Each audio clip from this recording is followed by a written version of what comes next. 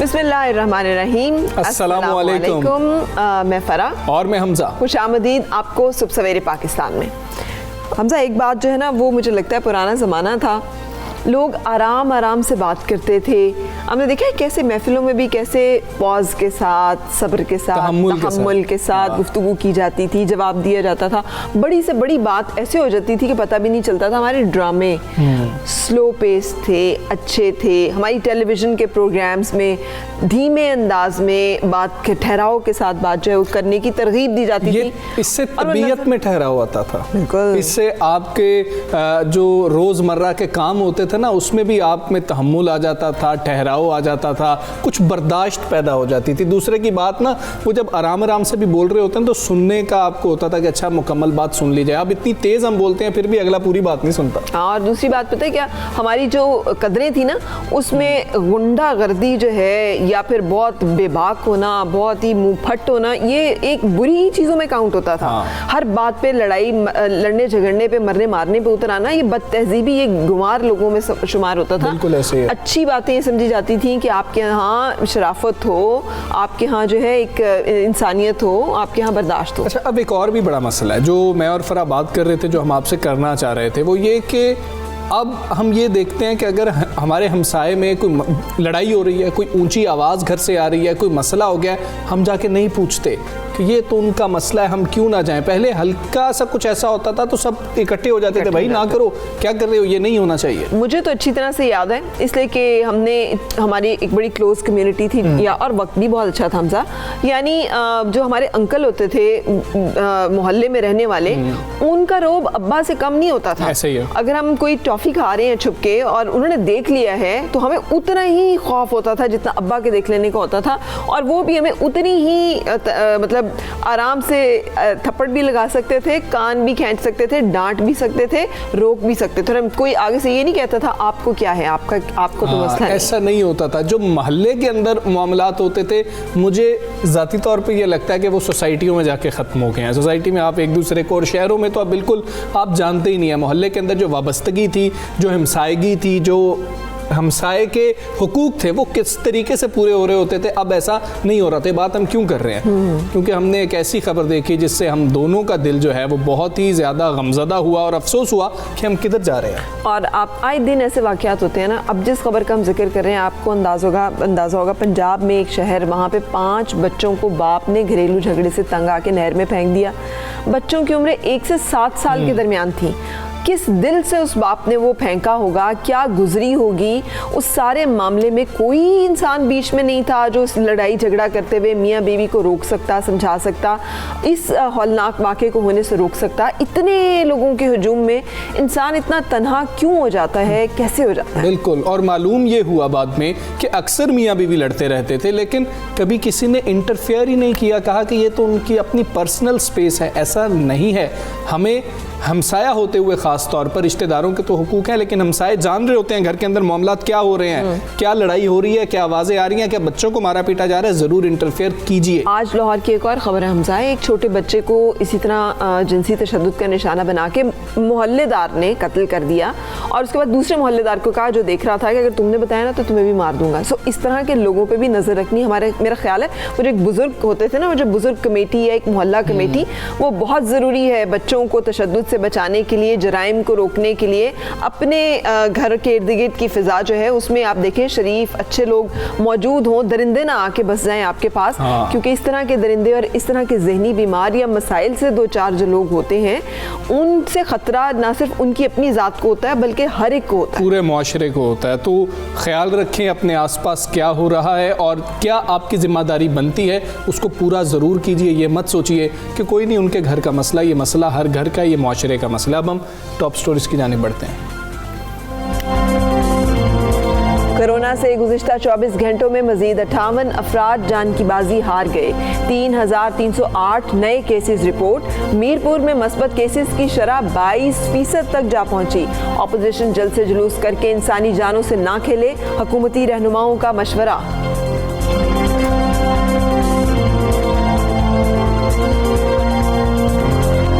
पेशावर के खैबर टीचिंग अस्पताल में बर वक्त ऑक्सीजन सिलेंडर ना पहुंचने के बायस दम तोड़ जाने वाले मरीजों की तादाद 6 हो गई। अमवात कोरोना वार्ड, ICU और मेडिकल वार्ड में नाजुक हालत वाले मरीजों की हुई। वज़ीर आला KP ने वाक़े की रिपोर्ट तलब कर ली।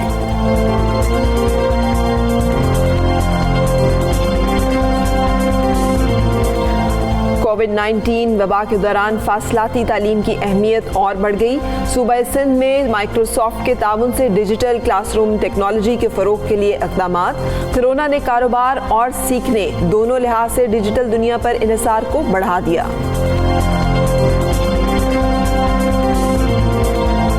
और आज सब सवेरे पाकिस्तान में आप खुसूसी इंटरव्यू देख सकेंगे खातून अव्वल बेगम समीना आरिफ अलवी का, जो सादा मगर इंतहाई पुरवकार शख्सियत की मालिक हैं और फलाही कामों में बढ़ चढ़ कर हिस्सा लेती हैं।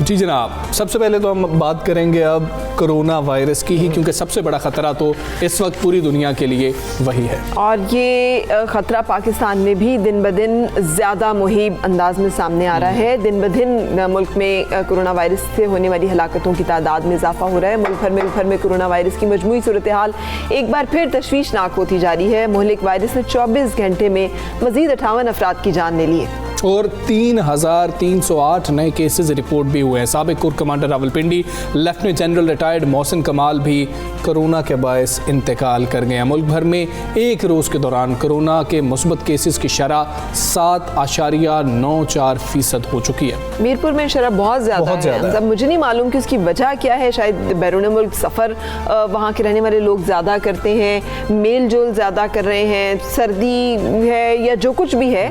22% तक ये शरह जो है ये जा पहुंची है, जो कि इंतहाई ख़तरनाक है। बहुत सारे और शहर ऐसे हैं जिनमें 17% तक भी है। लाहौर में 7% कही जा रही है। पंजाब में यानी कोरोना का फैलाव तेज़ हो गया है, तेज़ होता जा रहा है। एक दिन में पंजाब की सिर्फ बात करें तो 25 अफराद हैं जो कि इस वायरस के हाथों अपनी जान की बाजी हार गए। इस्लामाबाद में CDA के कई मुलाजिम कोरोना से मुतासर हुए हैं, जबकि फैसल मस्जिद का अंदरूनी हॉल भी इस वक्त सील कर दिया गया। और national command and operation centre ये कह रहा है कि इस वक्त कोरोना के 2436 मरीजों की हालत तशवीशनाक है और 327 मरीज वेंटिलेटर्स पर हैं। वेंटिलेटर्स का मतलब है कि हमजा अगर आप जाएं ना और पता करें, क्योंकि मेरा हॉस्पिटल में आजकल बहुत आना जाना है, मैं आपको हॉस्पिटल्स की अपडेट बड़ी अच्छी दे सकती हूँ। बहुत ज़्यादा पैसे मांग रहे हैं डिपॉजिट्स। पहले कोरोना के मरीज़ को एडमिट करने से पहले हज़ारों में पैसे मांगे जा रहे हैं प्राइवेट और निजी अस्पताल की तरफ से कि ये पैसे आप पहले जमा कराएं और फिर उसके बाद, और पर डे जो खर्चा है वो भी बहुत ज़्यादा है, एक आम आदमी अफोर्ड नहीं कर सकता। और फिर उसके बाद भी वो कहते हैं कि उनके पास जगह नहीं है, उनके पास बेड्स नहीं है। ये इस्लामाबाद के अस्पतालों की सूरत हाल सेफली मैं आपको बता सकती हूँ। अगर आप मांगेंगे तो मैं कोट भी कर सकती हूँ कौन सा अस्पताल कितने पैसे मांग रहे हैं। सो ये सूरत हाल है। और वेंटिलेटर्स वैसे ही हमारे पास बहुत कम है। हुकूमती रहनुमाओं ने जलसे करने की जिद पर अपोजिशन जमातों को आड़े हाथों लिया है। वज़ीर ख़ारजा शाह महमूद कुरैशी कहते हैं अपोजिशन इंसानी जानों से ना खेले और जलसों के फैसले पर अब नज़र सानी कर ले। जबकि वफाकी वज़ीर इत्तलात शिबली फराज ने खबरदार किया है कि कोरोना के हवाले से हालिया अदाद शुमार तशवीशनाक हैं और ये बात बिल्कुल दुरुस्त है। और अगर बात करें पंजाब हुकूमत की तो उन्होंने कोरोना केसेस के बढ़ने पर एक्सपो सेंटर लाहौर में कोरोना फील्ड अस्पताल दोबारा फाल कर दिया है।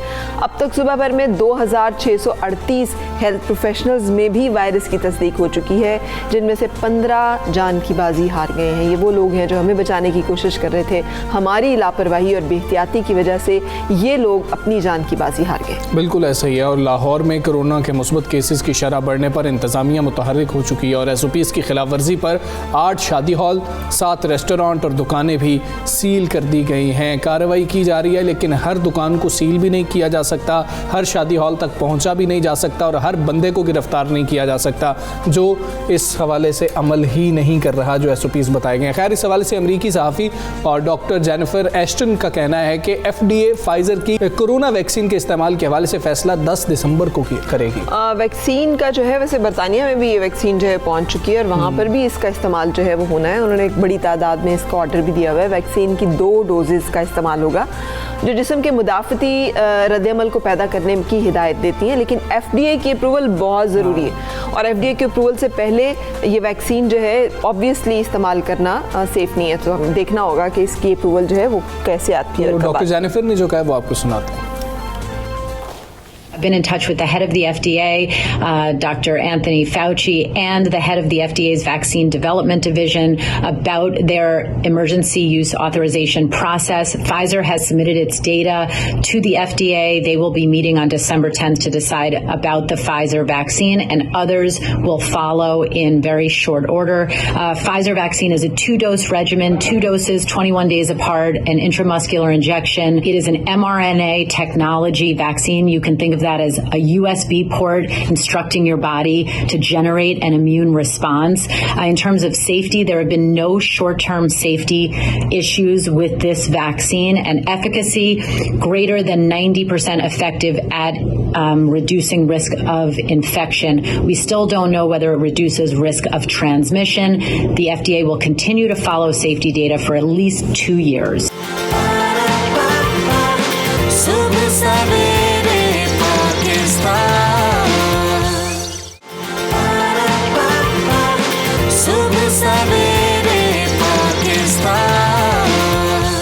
फरहत, दुनिया वैक्सीन की बातें कर रही है कि जी कि हम वैक्सीन लगाने लगे हैं लोगों को, हम अप्रूव कर रहे हैं, हम ये कर रहे हैं, हम वो कर रहे हैं, और हमारे अस्पतालों में ऑक्सीजन मौजूद नहीं। ये कितनी लापरवाही, कोताही और गफलत की बात है, और हम कितनी मुजरमाना गफलत है। जो शख्स वहाँ पे मौजूद है, मुझे नहीं यकीन कि उनको चैन आ जाता होगा या वो खुद सुकून की नींद सो सकते होंगे जानते हुए कि उनकी वजह से कितनी कीमती जाने जो है उनका नुकसान हो गया। जी, हम खैबर टीचिंग अस्पताल की बात करें, जो ऑक्सीजन सिलेंडर जो वो काम नहीं कर रहे थे, वो कह रहे हैं कि ऑक्सीजन मौजूद नहीं थी, जिसके बायस 6 मरीज जो हैं वो इंतकाल कर गए।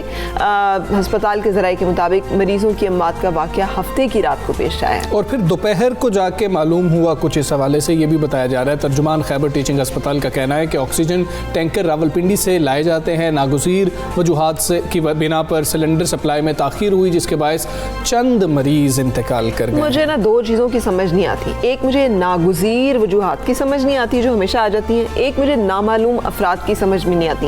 ये 2 ऐसी चीज़ें हैं, और एक बैरूनी हाथ की समझ नहीं आती। ये 3-4 ऐसी चीज़ें हैं कि हमारे पास फिक्स्ड हैं कि नागुज़ीर नागहानी सूरत हाल, नागुज़ीर हालात, नामालूम अफराद और बैरूनी जो है। इसके साथ एक और चीज़ भी लिंक होती है, वो ये कि जी कि रिपोर्ट तलब कर ली गई है कि रिपोर्ट आप तैयार करें, वो रिपोर्ट तैयार होती रहती है। खैर, तमाम अमवात कोरोना वार्ड, ICU बताया जा रहा है इस सवाल से, और मेडिकल वार्ड में तशवीशनाक मरीजों की हुई हैं, और वज़ीर आला खैबर पख्तूनख्वा महमूद खान ने वाक़े का नोटिस लिया है और चीफ सेक्रेटरी और वज़ीर सेहत को अस्पताल के बोर्ड ऑफ गवर्नर से वाक़े की तहकीकात करवाने की हिदायत भी की है। अस्पताल के अंदर ऑक्सीजन का ख़त्म हो जाना, मौजूद ना होना और फिर सप्लाई ना आना, ये बहुत तशवीशनाक है। तशवीशनाक से ज़्यादा ये बिल्कुल इक़दाम कत्ल के मुतरादिफ है। यानी आपको मालूम है कि जो पेशेंट्स वहाँ पे आएंगे उन्होंने ऑक्सीजन पर ही सर्वाइव करना है। ख़ासतौर पे कोविड के जो पेशेंट हैं उनकी ऑक्सीजन इतनी ड्रॉप हो जाती है और वेंटिलेटर्स और ऑक्सीजन सप्लाई के ऊपर ही उनकी ज़िंदगी का दारो मदार होता है। इस हवाले से हमने बातचीत भी करनी है। सीनियर मीडिया मैनेजर टीचिंग अस्पताल हमारे साथ हैं फरहाद खान साहब, आप शुक्रिया हमें ज्वाइन करने के लिए। और ब्यूरो चीफ पेशावर मुमताज़ बंगिश हमारे साथ हैं, thank you very much. Mumtaz Bangish sahab, फरमाइएगा ये जो अफसोसनाक वाक़या हुआ है और जिन अफराद की जान गई है उनका ताल्लुक़ कहाँ से था और क्या सेंटिमेंट है जो लोग उनके लवाहिकीन हैं उनका? जी फ़रा और हमज़ा, बहुत बहुत शुक्रिया। आपने वो बात की है, पहले तो मैं वो जो आप वो बात कर रही थी नागज़ीर वजूहात की बिना पर, ये बात जो है ये बड़ी आम हो गई है। अक्सर लोग कहते हैं कि नागज़ीर वजूहात की बिना पर ये हादसा पेश आया, नागज़ीर वजूहात की बिना पर ये वाक़या पेश आया। ये जितने भी लोग थे, ये यहाँ के मकामी लोग थे या इधर उधर अजला से लोग आते हैं, चूँकि खैबर टीचिंग हॉस्पिटल जो है ये बहुत बड़ा हॉस्पिटल है, लीडिंग के बाद सुबह का दूसरा बड़ा हॉस्पिटल है, और यहाँ पे लोग इस उम्मीद से आते हैं कि यहाँ पे उनका काफ़ी अच्छा इलाज होगा। यकीनन ये अच्छा हॉस्पिटल है और इसमें काफ़ी सहूलियात भी मौजूद हैं। जितनी भी यहाँ पे आपको पता है, खैबर पख्तूनख्वा में माजी में जब दहशतगर्दी के वाक़यात होते थे तो 2 हॉस्पिटल होते थे जिस पर ज़्यादा बोझ पड़ता था, एक लीडिंग हॉस्पिटल और एक खैबर टीचिंग हॉस्पिटल। तो तो उस बिना पे तो हम ये कह सकते हैं कि ये काफ़ी उसमें जो सहूलियात थी वो मौजूद थी। और दीगर अमराज कोरोना के सिलसिले में बात कर लें तो भी इस हॉस्पिटल के किरदार को मतलब उस पर उंगलियां नहीं उठ सकती। लेकिन जो कल जो वाक़या हुआ है ये कोई हादसा नहीं है, मतलब इस तरह से नहीं है कि कोई अचानक कोई अल्लाह न करे कोई धमाका था या कोई और बात थी। ये तो एक गफलत है, नेग्लिजेंस है और गफलत की इंतहा है। अब अगर हुकूमत ये कहती है कि कितनी अजीब सी बात है, आप हॉस्पिटल के इंतजामिया से बात करें, वो कहते हैं जी ये कंपनी है, हमने कंपनी के साथ कॉन्ट्रैक्ट किया हुआ है, ये कंपनी की गफलत है। आप कंपनी से बात करें, वो कहते हैं जी ये जो सिस्टम है उसमें लीकेज थी वो पाइपलाइन में, तो हमने कई बार उनकी तवज्जो दिलाई है लेकिन ये वो मामला वो नहीं हो सका, इसलिए वो जो टैंकी थी वो ऑक्सीजन की वो खाली हो गई थी। आप हुकूमत से बात करें, वो कहते हैं जी ये MTI हॉस्पिटल है, इसको हमने खुद मुख्तारी दी है, तो ये इनकी गफलत है, इनसे हम बासपोर्स करेंगे।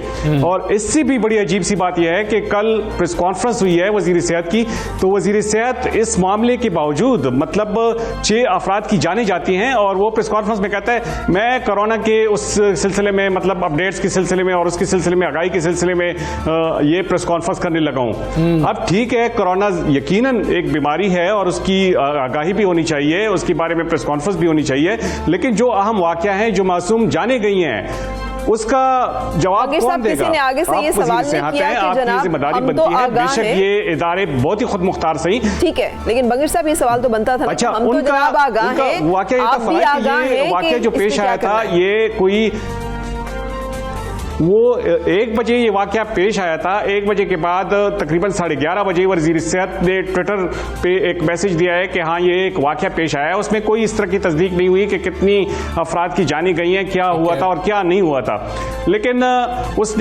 उसने आखिर में ये ट्वीट करके लोगों को ये आगाह तो किया कि ये वाकया हुआ है। लेकिन ये वाकया उस वक्त का नहीं था, ये वाकया तो रात के वक्त हुआ था। उसी वक्त उसकी इंक्वायरी होनी चाहिए थी, उसी वक्त वज़ीर सेहत को उधर मौजूद होना चाहिए था। इंक्वायरी के हवाले से, तहकीकात के हवाले से भी मुमताज बंगे साहब आपसे बात करेंगे। फरहाद खान साहब हमारे साथ मौजूद हैं, सीनियर मीडिया मैनेजर हैं खैबर टीचिंग अस्पताल से। फरहाद साहब ये बताइएगा वो क्या नागजीर वजूहात हैं जिनकी बिना पर वो सिलेंडर नहीं आ सके, ऑक्सीजन नहीं पहुंच सकी, वजह क्या थी? कंपनी से आप लोगों ने बात की, अब तक क्या किया है? बहुत शुक्रिया। जिस तरह मुमताज साहब ने कहा कि हमने कभी भी ये नहीं कहा कि नागुज़ीर वजूहात थी, हकीकत हमने कभी नहीं छुपाई, न प्रोविंशियल हुकूमत नहीं छुपाई है। जो कुछ हुआ एक अफसोसनाक वाक़या था, बेशक इससे मेरे ख्याल में जितना भी दुख का इजहार किया जाए कम है, क्योंकि जिस तरह मुमताज साहब ने कहा खैबर टीचिंग हॉस्पिटल सूबे का दूसरा बड़ा हॉस्पिटल है और इस वक्त भी कोरोना का सबसे ज़्यादा लोड हम उठा रहे हैं। इस वक्त भी कोरोना वार्ड में हमारे पास 106 के करीब बेड और 90+ पेशेंट है।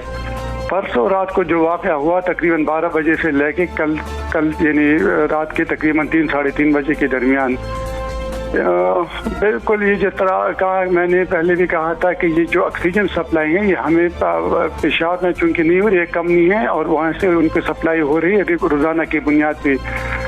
रोज़ाना की बुनियाद पर ये तकरीबन तक 7:30 8 बजे या 6 बजे तक पहुंच जाती है। अनफॉर्चुनेटली ये परसों जो है ना वो टाइम पे नहीं पहुंच सकी, जिसकी वजह से हमारे जो मेन सप्लाई है, जहाँ पे ये सेंट्रल सप्लाई जो इंटेंसिव केयर यूनिट को हम दे रहे हैं, जिसमें कोविड के वार्ड है, ICU वगैरह हैं, उसमें ये मसला पैदा हो गया, जिसकी वजह से ये जो फरहाद खान साहब माजरत के साथ, इंटेंसिव केयर यूनिट का मतलब आपको भी पता है, कोविड वार्ड का गवर्नमेंट बार बार आके आगाह कर रही है कि बहुत खतरा है जी, आप हिफाजती इकदाम इख्तियार कीजिए। हॉस्पिटल्स को भी तो एहतियाती तदाबीर के साथ साथ उनके डील करने की तमाम इंतजाम को मुकम्मल रखना है। हॉस्पिटल में ऑक्सीजन कैसे खत्म हो गई? अगर नहीं पहुंची तो कोई और अल्टरनेट मैकेनिज्म नहीं था? कोई शख्स ने उस वक्त कितना टाइम लगा कि नहीं पहुंची, तो उसके बाद कितनी देर के बाद 12 बजे जाके हलाकतें होती हैं, 6-7 बजे आप कह रही हैं सिलेंडर्स पहुंचने। यही सर, मुझे थोड़ा सा मौका दीजिए कि मैं इस पॉइंट को क्लियर कर लूँ। बिल्कुल ये जो गफलत हुई है, मेरे ख्याल में इस पर कोई दूसरा वो नहीं है। बोर्ड ऑफ गवर्नर जिस तरह वज़ीर सेहत साहब ने और चीफ मिनिस्टर साहब ने इंक्वायरी कंडक्ट की थी, बोर्ड ऑफ गवर्नर कल रात तकरीबन 2:45 बजे हम सारे बैठे थे, यहाँ से गए, उन्होंने सख्त के सख्त एक्शन लिया है। क्या और एक्शन वो लिया है? इंक्वायरी आपके सामने आपके साथ शेयर हुआ है, जिसमें 7 लोगों को सस्पेंड किया है और मजीद इंक्वायरी जिसमें हॉस्पिटल डायरेक्टर भी हैं, वो इंक्वायरी आप लोगों के साथ शेयर हो चुकी है। ठीक है, अच्छा, सिर्फ सस्पेंड हुए हैं? सिर्फ सस्पेंड हुए, कितने अरसे के बाद बहाल हो जाएंगे ये तो देखो, ये तभी इनिशियल exactly. इंक्वायरी है, ये इनिशियल इंक्वायरी है। इसकी जो फर्दर इसमें जो भी फर्दर इन्वॉल्वमेंट है, जहाँ तक जनाब इसमें रॉ मुलविस है, क्या इसमें कोई गैर मुलसी मुलविस है जो इतनी लंबी चौड़ी तहकीकात करनी है? आपके जिम्मेदार लोग हैं, आपको मालूम है किसने जिम्मेदारी अदा नहीं की, आपको मालूम है कि उसके साथ क्या करना चाहिए, फिर ये तहकीकात बना कर रहे हैं, कमेटी बना दी है, ये किसको आप कोशिश कर रहे हैं कि उसको आप बहला फुसला लें? मेरे ख्याल में किसी को हम छुपा नहीं रहे, जो हकीकत है मुमताज साहब को पता है। ये एक इनिशियल रिपोर्ट थी और इससे फर्दर इंक्वायरी हो रही है। मैंने जिस तरह मैंने कहा था कि रात को 3 बजे तक फरहाद साहब, बोर्ड ऑफ गवर्नर जो है ना, बोर्ड वो बैठे थे हमारे। फरहाद साहब ये फरमा दीजिएगा, सस्पेंड कर दिया गया, बोर्ड ऑफ गवर्नर्स 2:45 बजे तक रात बैठे थे, अब अगला लाएअमल क्या होगा? कितनी सख्त कार्रवाई की जाएगी? कोई FIR कटवाई जाएगी? अमल क्या किया जाएगा कि मालूम हो सके कि हुकूमत भी कुछ करना चाह रही है और जो अस्पताल की इंतजामिया है वो भी सख्त कार्रवाई करना चाह रही है? बिल्कुल आपने ठीक कहा। अगर इसमें जो क्रिमिनल नेग्लिजेंस है, जो भी इन्वॉल्व है, उसके खिलाफ फर्दर कानून के मुताबिक जो भी कार्रवाई वो होगी और आप लोगों के साथ शेयर की जाएगी। कोई बात किसी से नहीं छुपेगी, न छुपाएंगे, जो हकीकत है वो सामने लाएंगे, क्योंकि ये एक प्रिलिमिनरी इंक्वायरी थी और जो ये अस्पताल का जो जिम्मेदार होता है वो हॉस्पिटल डायरेक्टर होता है इन चीज़ों का। सबसे पहले उनके साथ जो कंसर्न मैनेजर हैं उनको सस्पेंड किया गया है। बाकी जो जिस तरह आपने कहा था, बिल्कुल हमारे पास जो बैकअप सपोर्ट था, जो तकरीबन 100 के करीब हमारे पास जो सिलेंडर थे, इमरजेंसी बैठे थे, ऐसी सिचुएशन में वो अपनी मदद आप लोगों ने भी हेल्प की है, हमारे स्टाफ ने भी की है, लेकिन एक हालत थी और इसमें हर एक ने अपना हिस्सा डाला था जी। लेकिन जो एक दिखाई देना चाहिए ना, एक रवैया, इंसानी जाने गई हैं, ये 6 खानदान है जिनका नुकसान हुआ है, ये मुजरिमाना गफलत से हुआ है, किसी की जान गई, आपकी अदा ठहरी, यानी पता ही नहीं है कि किसकी मुजरिमाना गफलत है। और आपकी सस्पेंशन क्या होती है हमजा? क्या सस्पेंड करने से हम उन लोगों को वापस ला सकते हैं जिनकी जान चली गई है? उस खानदान के उस दुख का, उस तकलीफ का, उस मुसीबत का अजाला कर सकते हैं जो उस सरबराह के चले जाने से या उस प्यारे के चले जाने से उन पे जो बीत रही है, उसका क्या अजाला सिर्फ सस्पेंशन हो सकती है? बिल्कुल। फरहाद खान साहब हमारे साथ मौजूद थे, मुमताज़ बंगिश हमारे साथ मौजूद थे, आप दोनों का बहुत शुक्रिया। मामला यही है कि रिपोर्ट आएगी, जब तक रिपोर्ट आएगी कोई नया मसला यहाँ पर मौजूद होगा, मीडिया खामोश हो चुका होगा, लोग भूल भाल चुके होंगे, उनको एक जैसे कहना चाहिए एक नुमाइशी सजा दी जाएगी, उसके बाद सब भूल जाएंगे, लेकिन अगला वाकया होने ये जो पता नहीं क्यों FIR नहीं काटी जाती, पता नहीं क्यों जेल नहीं भेजा जाता, और सस्पेंशन के बाद कुछ अर्सा सस्पेंड रहते हैं, उसके बाद या तो तबादला हो जाता है या फिर वहीं पर दोबारा से इनको कैंसिल हो जाते हैं बैरून मुल्क। अगर इस तरह की कोई चीज़ साबित हो जाए ना तो आपकी लाइसेंस कैंसिल हो जाता है, जिसका मतलब ये है कि आप कहीं प्रैक्टिस नहीं कर सकते, आप इस काबिल ही नहीं है कि आप इतने सेंसिटिव मामलात के ऊपर करें, आपकी जिम्मेदारी नहीं है, आपके अंदर जिम्मेदारी जिस शख्स के अंदर नहीं है उसके अंदर तो ये KP गवर्नमेंट के लिए टेस्ट केस है। देखते हैं ये मामला किधर जाता है और ऊंट जो है वो किस करवट बैठता है। बहुत ही अफसोसनाक जो था ये एक वाकया पेश आया था जो हमने आपके साथ शेयर किया।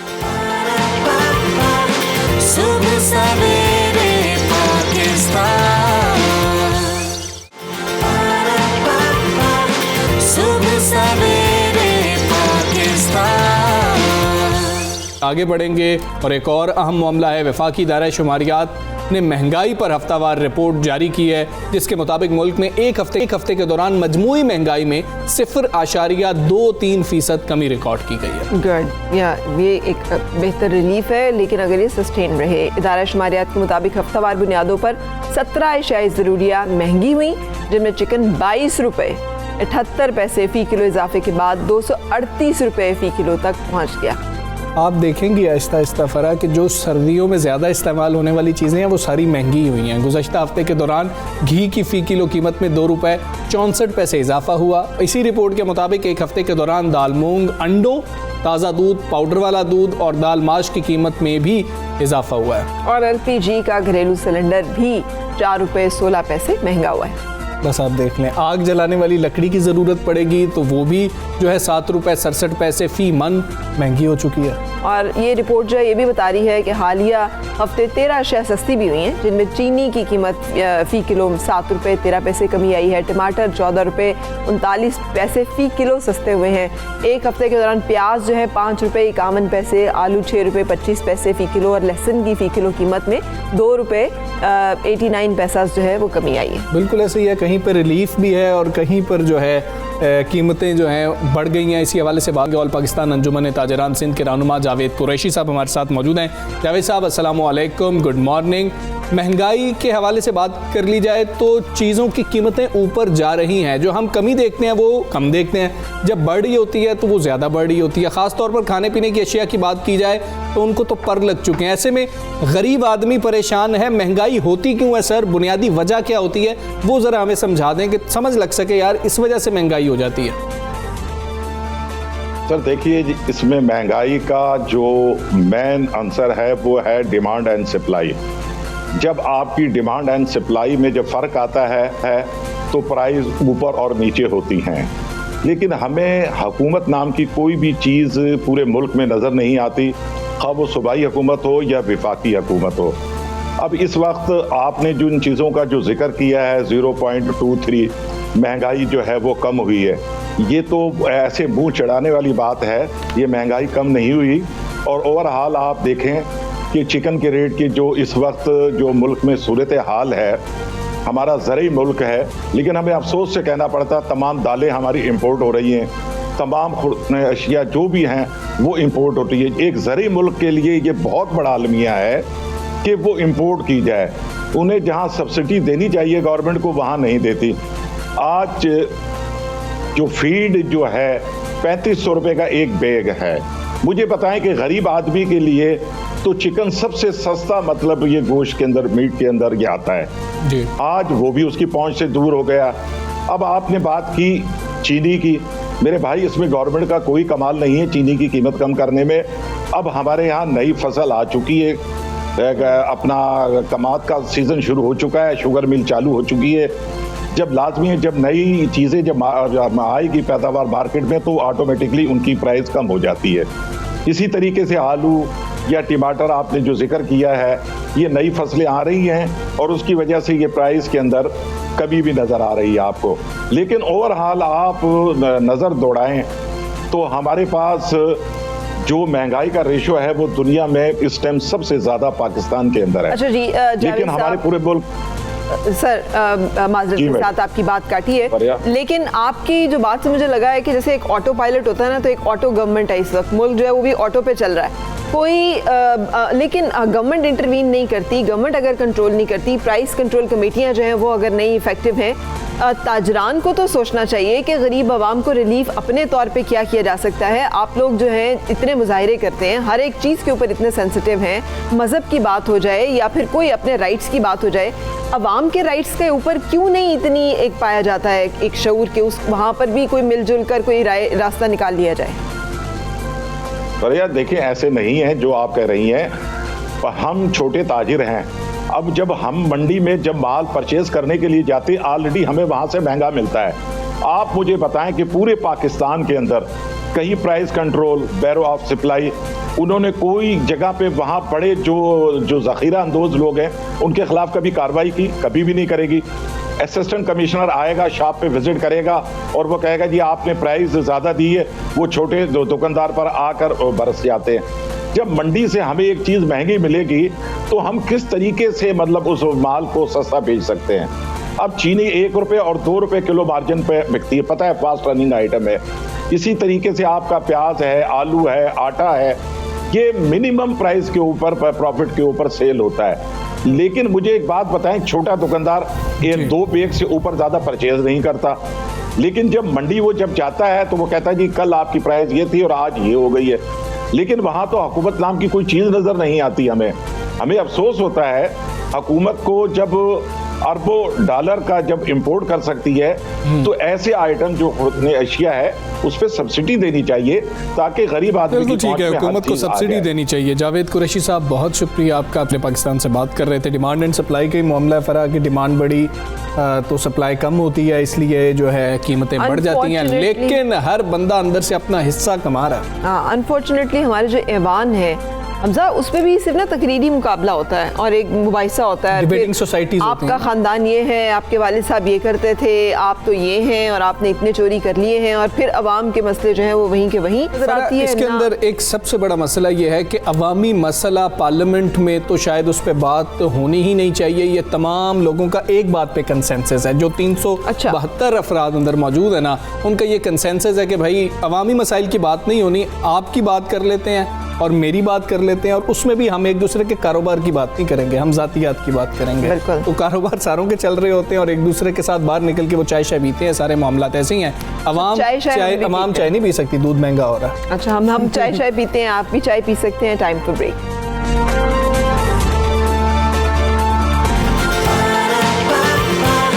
सुबह सवेरे पाकिस्तान, सुबह सवेरे पाकिस्तान।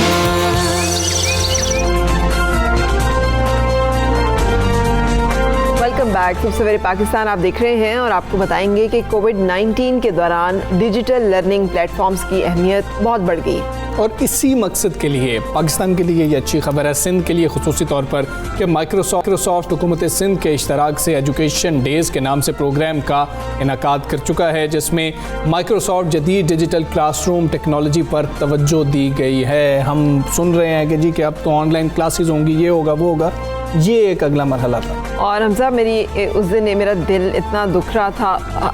एक तो दिल दुखता बहुत है, हर वक्त ही कुछ ना कुछ ऐसा हो रहा था। किसी ने डाला हुआ था कि लैपटॉप चाहिए है, भले सेकंड हैंड या किसी भी तरह का हो, इसलिए कि क्लासेस ऑनलाइन हो रही हैं और लैपटॉप नहीं है जिसकी वजह से क्लास नहीं अटेंड कर पा रही। ये एक बच्चे का मसला नहीं है, एक घराने का मसला नहीं है। अगर एक घर में 4 बच्चे हैं तो उन्हें 4 मुख्तलिफ लैपटॉप्स की या कंप्यूटर्स की जरूरत पड़ती टाइम है, एक है। क्योंकि टाइम एक है। सो ये एक ऐसा मसला है जहाँ पर मुझे तो वो लैपटॉप स्कीम जो है वो याद आ गई कि किस तरह से लोगों में दिए गए थे, जिनके पास होंगे उनके घरों में कम से कम एक लैपटॉप तो होगा। लेकिन ये एक रेवोल्यूशन की हमें बहुत ज़्यादा ज़रूरत है।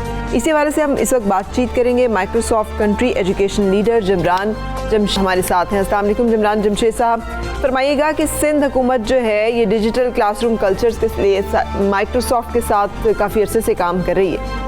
सिंध के तलबा को क्या फ़ायदा पहुँचेगा और पेंडेमिक में बहुत ज़्यादा ज़रूरत बढ़ गई है, आपके ख्याल में हम मीट कर सकेंगे उन लर्निंग नीड्स को स्टूडेंट्स की कि उनके पास ये सारी टेक्नोलॉजी भी हो, फैसिलिटीज़ भी हों? जी अस्सलाम वालेकुम, thank you for inviting on the show. बिल्कुल आपने जिस तरह से मेंशन किया, माइक्रोसॉफ्ट की पिछले 10 महीने से एक इंटरवेंशन है पाकिस्तान में, और काफ़ी अर्से से हम काम कर रहे हैं, पर पिछले 10 महीने से खुसूसी तौर पे जब से स्कूल क्लोजर आपको नज़र आया है, ये एक ब्लैकआउट पीरियड रहा है बच्चों के लिए, because they were not able to access their school environment. अब चाहे वो बच्चे स्कूल के हों, कॉलेजेस के हों, यूनिवर्सिटीज़ के हों, तो यहाँ पे हमने मुख्तलिफ इंटरवेंशंस किए हैं, जिसमें हायर एजुकेशन कमीशन के ताउन के साथ 200 यूनिवर्सिटी से माइक्रोसॉफ्ट के प्रोग्राम्स जो हैं they are up and running, और डिजिटल क्लासरूम टेक्नोलॉजी वहाँ पे भी यूटिलाइज़ हो रही है। इसी तरह जो आपने गवर्नमेंट ऑफ सिंध की बात की है, सिंध में school education and literacy department और सिंध एजुकेशन फाउंडेशन के ताउन से डिजिटल क्लासरूम टेक्नोलॉजी को इम्प्लीमेंट किया गया है और बच्चों को इसका एक्सेस प्रोवाइड किया गया है। अब आपकी जो बात है दूसरी, वो ये है कि जी क्या पाकिस्तान में सारे बच्चों के पास इस वक्त टेक्नोलॉजी का एक्सेस है, and you yourself have shared an example के लैपटॉप अवेलेबल नहीं था। तो डिवाइस और इंटरनेट की जो पेनिट्रेशन है या जो अवेलेबिलिटी है या एक्सेसिबिलिटी आप इसको कह लें, ये ज़रूरी है, ये फंडामेंटल है अगर आपने एक डिजिटल क्लासरूम इन्वायरमेंट को एक्सेस करना है। पाकिस्तान में जो स्टैट्स इस वक्त मेरे सामने हैं गवर्नमेंट के ऑफिशियल, तकरीबन 40% लोगों के पास जो है वो स्मार्ट डिवाइसेस और ब्रॉडबैंड या 3G 4G का इस वक्त कनेक्शन अवेलेबल है। सो 40% ऑडियंस को तो आप एड्रेस कर सकते हैं। उसके बाद एक 60% ऑडियंस आपके सामने होती है जिसके पास इस वक्त एक्सेसिबिलिटी नहीं है।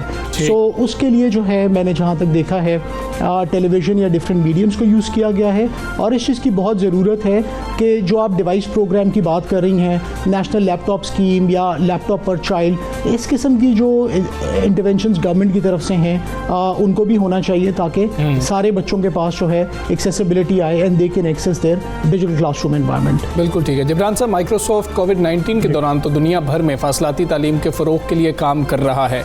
आप क्या समझते हैं तालीमी इदारे खुलने के बाद इसके क्या असरात मुरतब होंगे, ख़ास तौर पर पाकिस्तान के अंदर क्या असरात मुरतब होंगे? बच्चे ये जो सहूलत है फिर से उनके पास मैसर होगी? क्या स्कूल जो हैं उनके साथ इतना उनको कह रहे होंगे कि आप फासलाती तालीम जो है हासिल कर सकते हैं? आपको फ्यूचर क्या नज़र आ रहा है इसका? देखें जी, future of learning is hybrid. आप इस वक्त 21वीं सदी में रहते हैं, 4th इंडस्ट्रियल रेवोल्यूशन है। आज आपने अगर टैक्सी बुलानी होती है तो उसके लिए भी you pick up your phone and order a taxi. आपको एक खाना ऑर्डर करना होता है, आप फ़ोन उठाते हैं, खाना ऑर्डर करते हैं। आपने किसी को पैसे ट्रांसफ़र करने होते हैं, you don't go into a bank, आप वापस वही फ़ोन उठाते हैं और किसी को भी पैसे ट्रांसफ़र कर देते हैं। Education industry is also not an exception. Hybrid learning जो है हमेशा से थी भी, इसका जो है बूम आपको इस वक्त नज़र भी आ रहा है। और जो क्लास ऑफ 2030 का कॉन्सेप्ट है, आज से 10 साल के बाद ये प्रेडिक्ट पहले ही किया जा रहा था कि सारे के सारे स्कूल्स जो हैं वो हाइब्रिड स्कूल्स या डिजिटल स्कूल्स होंगे। इट्स जस्ट दैट कि कोविड ने उस चीज़ को एक्सपेडाइट कर दिया है, बिकॉज 10 महीने से या 1 साल से दुनिया में एक ब्लैकआउट पीरियड है। And this is where what Microsoft has done. Microsoft Teams के नाम से एक डिजिटल क्लासरूम एनवायरनमेंट है, जो सारी चीज़ें आपको अपनी क्लास से मिलती हैं। टीचर स्टूडेंट इंटरेक्शन है, ऑडियो वीडियो चैट के फॉर्मेट में, बच्चों का आपस में इंटरेक्शन है, क्लास में अटेंडेंस है, असाइनमेंट्स हैं, क्विजेज़ हैं आपके पास, या और डिफरेंट जो चीज़ें आप क्लास में करते हैं, कंटेंट शेयरिंग है, नोट्स हैं, वो सारी की सारी क्लासरूम में डिजिटाइज की गई हैं। सो मूविंग फॉरवर्ड जो फ्यूचर है लर्निंग का वो हाइब्रिड है। अगर स्कूल खुल जाते हैं तो बच्चे स्कूल जाके बिल्कुल पढ़ेंगे और nothing beats that form of learning. पर अगर वो शाम में आते हैं या वीकेंड है या वेकेशंस हैं, सो ऑब्वियसली उनको अपना मटेरियल एक्सेस करना है, असाइनमेंट एक्सेस करने, तो हाइब्रिड लर्निंग वहाँ पे ब्लेंडेड लर्निंग का फॉर्म ले लेगी कि आप स्कूल तो जा रहे हैं पर एडिशनल टेक्नोलॉजी की इंटरवेंशंस आपको मिल रही हैं जो कि ब्लेंडेड फॉर्म है लर्निंग का। दूसरा एग्जाम्पल ये है कि जी अगर 10 बच्चे स्कूल जा रहे हैं, 5 बच्चे स्कूल नहीं जा पा रहे किसी वजह से, तो वो 10 बच्चे अपनी क्लास ले रहे हैं फिजिकली जाके और वो 5 बच्चे उनको ऑनलाइन ज्वाइन कर रहे हैं। सो ये एक दूसरा फॉर्म है। तीसरा जो बड़ा इंपॉर्टेंट फॉर्म है हाइब्रिड लर्निंग का, वो डाइवर्सिटी और इंक्लूजन के पॉइंट ऑफ व्यू से है। बहुत सारे ऐसे टूल्स हैं कि जहाँ पे बच्चों के पास फिजिकल डिसेबिलिटीज़ है, अगर रीडिंग डिसेबिलिटी है, सो फॉर एग्जांपल माइक्रोसॉफ्ट का एक टूल है इमर्सिव रीडर के नाम से। अगर एक बच्चा टेक्स्ट में डिस्लेक्सिया है फॉर एग्जांपल उसको, और वो बच्चा टेक्स्ट बुक में लिखा हुआ जो फॉन्ट है, फॉर्मेट है, उसको नहीं पढ़ पाता, और इसके बारे में बहुत सारा मीडिया ने अवेयरनेस भी क्रिएट की है पिछले सालों में। सो इमर्सिव रीडर का टूल उस चीज़ को इस तरह से ट्रांसफॉर्म कर देगा कि वो बच्चा जो है उसको आसानी से पढ़ सके। सो मूविंग फॉरवर्ड हाइब्रिड के बहुत सारे मॉडल्स नज़र आएंगे जहाँ पे ख़ास तौर पे आपको रिमोट लर्निंग और ब्लेंडेड लर्निंग जो है वो मेन स्ट्रीम में नज़र आएगा। बिल्कुल ठीक बहुत है शुक्रिया, जिब्रान जमशेद जिब्रान साहब। पाकिस्तान में आपको पता है हमारा एक टेलीविज़न चैनल है PTV का, जो कि दोस्त मुल्क ने लगा के दिया था, and that was for learning purpose. वो पढ़ाई लिखाई के लिए था और वो बिल्कुल एजुकेशनल चैनल था। वो कुछ अर्सा जब तक वहाँ से सपोर्ट मिलती, उन्होंने पूरा इक्विपमेंट लगा के दिया और अब वहाँ से गाने और ड्रामे और पता नहीं क्या क्या वो ख़त्म हो गया। तो हम तो वो नाश्ते भी दिखा रहे हैं। हाँ, वो सब कुछ दिखाते हैं सिवाय एजुकेशन के जिस मकसद के लिए वो टेक्नोलॉजी दी गई थी दोस्त मुल्क की तरफ से। जैसे ही मैंने नाश्ते की बात की ना, फराह ने बात गोल करने की कोशिश की, लेकिन मैं आपको भूखा रहने नहीं दे सकता। क्यों मैं आपको भूखा रहने दूं? इसलिए हम नवाबों के शहर भावलपुर जा रहे हैं, जहाँ की फूड स्ट्रीट की जो खस्ता हलवा पूरी है वो बहुत ज़्यादा मशहूर है। चले जी। और वहाँ पर कौन मौजूद है? उनसे अमजद ऐवान है। अमजद ऐवान हमें बताएंगे कि वहाँ पे क्या क्या कुछ मिलता है और कैसा होता है। हाँ जी बिल्कुल, मैं इस वक्त मौजूद हूँ महल्लात के शहर Bahawalpur Farid Gate Bikaner food street के अंदर। यहाँ पर ख़ासकर जो नाश्ते में हलवा पूड़ी इस्तेमाल की जाती है उसका जायका ही बहुत ज़बरदस्त होता है। ख़ासकर दूर दराज से जो लोग आते हैं यहाँ पर ज़्यादातर हलवा पूड़ी को पसंद करते हैं। गर्मा गर्म हलवा और साथ फूली पूड़ी हो तो उसका जायका ही दुबाला हो जाता है। मेरे साथ इस वक्त कुछ शहरी मौजूद हैं जो यहाँ पर सुबह सुबह नाश्ता करने के लिए आए हुए हैं। उनसे बात करते हैं कि किस तरीके से वो एंजॉय कर रहे हैं नाश्ता। जी बताइएगा। जी, यहाँ पे सुबह सुबह नाश्ते में गर्मा गर्म पूड़ी और हलवा बहुत अच्छा लगता है। साथ में आजकल मौसम चूँकि चेंज हो चुका है, इस वजह से सुबह को सरसों का साग इसके साथ जो है मज़ा दुबाला करा देता है। हाँ जी, माशाल्लाह बहुत इंजॉय कर रहे हैं जी हम, गरम हलवा पूड़ी के साथ साग बहुत इंजॉय कर रहे हैं जी। हाँ जी बिल्कुल, इनका कहना है कि सुबह के वक्त हलवा पूड़ी का नाश्ता जो है वो बहुत ज़बरदस्त होता है और दूसरे शहर से आने वाले लोगों को भी चाहिए कि भावलपुर में आए और ख़ासकर यहाँ पर हलवा पूरी का जो है वो नाश्ता करें बीकानेर फूड स्ट्रीट के अंदर। जी बिल्कुल ठीक है अमजद, बहुत शुक्रिया। ये पूरी के साथ सरसों के साग की क्या स्टोरी है, मैं और फरा डिस्कस करते हैं कि फरा ने क्या खाया कि नहीं खाया। उतनी देर एक ब्रेक ले लेते हैं।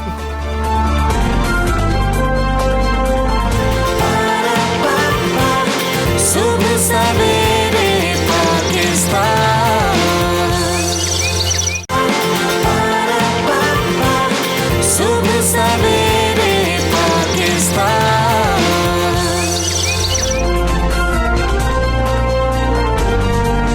वेलकम बैक टू सवेरे पाकिस्तान। आप देख रहे हैं, एक नज़र डालेंगे टॉप स्टोरीज पर। अब से कुछ ही देर में आप देख सकेंगे सुबह सवेरे पाकिस्तान में खातून अव्वल बेगम समीना आरिफ अलवी की खुसूसी गुफ्तगू। मुल्क में ब्रेस्ट कैंसर के मरज़ के खिलाफ कोशिशें हों या माजूर अफराद की फलाह बहबूद के लिए मुख्तलिफ प्रोग्राम्स की तश्कील। बेगम समीना आरिफ अलवी उनमें हमेशा पेश रहती हैं।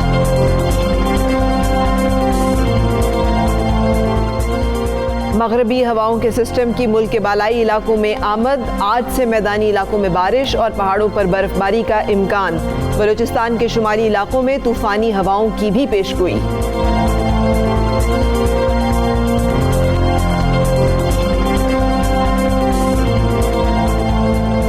और आज आपको मिलवाएंगे कराची के talented 3D mural artist Abdul Rahman से, जिन्होंने कोरोना वबा के दिनों में अपने घर की छतों पर हैरान कुन 3D तस्वीर बना डाली।